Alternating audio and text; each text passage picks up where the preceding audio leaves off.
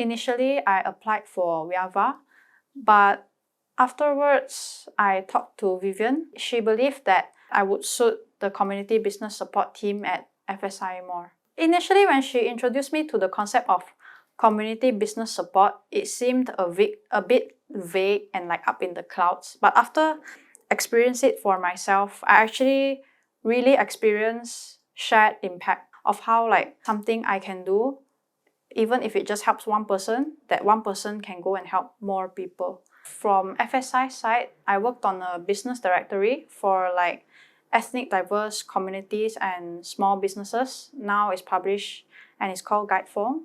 And from there, I realized like even something as simple as getting information from more people, taking the initiative to ask people about what their business is, and the fact that what we are trying to make is actually crowdsourcing information to make sure that even moving forward without like the team's active supervision, we can bring this shared impact in a sense like forward for the long term. That's how I felt that one thing that we start right now can actually go and impact a lot of people for the long term. One thing I learned was, of course, about the social sector and how actually, even though on the outside it might seem that it's just people who want to help more people, there's actually more that goes into how do we help people? Do they want our help? What help do they need? Because sometimes when we reach out to businesses, initially we might think like plan A is what might suit the best situation. But sometimes instead of going for like what we think is the most optimal route, they will actually prefer like, hey, can you switch to this plan B instead? And at the beginning, of course, we'll be like, why would you prefer that?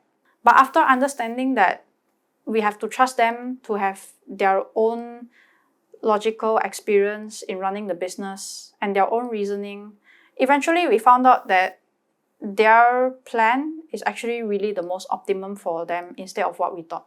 It's so interesting to meet like so many different new people, and sometimes the things they tell me really like inspire me to like even think about the future. Like there's some things that I thought it was impossible. For example, I remember this CTW event. There was this volunteer who told me about how she got into like the financial sector.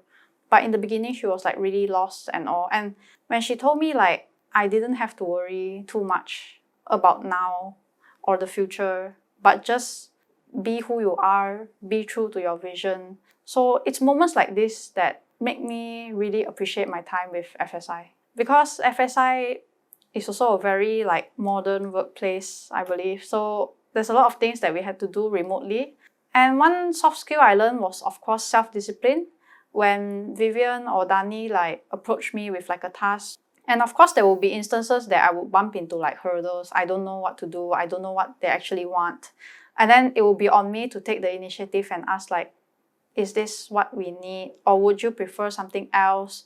Or the direction of the project in general. I actually learned a lot of new like digital tools. For example, like Notion, Slack, and like professional communication through like digital means. And even through working with Seeker, I picked up a software for user interface design, Figma. Those skills are very transferable. I believe moving forward, these skills will bring me more opportunities. Definitely, of course, youth empowerment is important. Of course, I would agree as I personally experienced that through this Impact Lab experience. But one thing I really appreciate or would like to put out there for people who are interested in empowering the youth is you have to keep in mind that if you do not give the youth opportunities like this, and you create this like wall of like you must have certain experience before you can join this, they will never gain the opportunity. So what I believe that youth empowerment entails is the leap of faith, to trust them to start somewhere before you trust them with more. Honestly, a lot of people would say Impact Lab is easy grade. I wouldn't say it's not easy grade, but I wouldn't say it's easy grade either. How much effort you put in is how much you will get in the end. And I believe in university life, there are things that are beyond grades, that even if you get a bad grade, you learn something from it.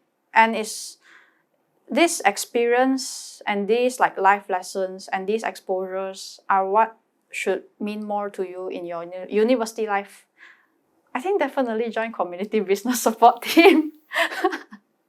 Because everyone in FSI is so nice and they treat you like a friend instead of like senior, junior colleague. So yeah, I really enjoy my time here.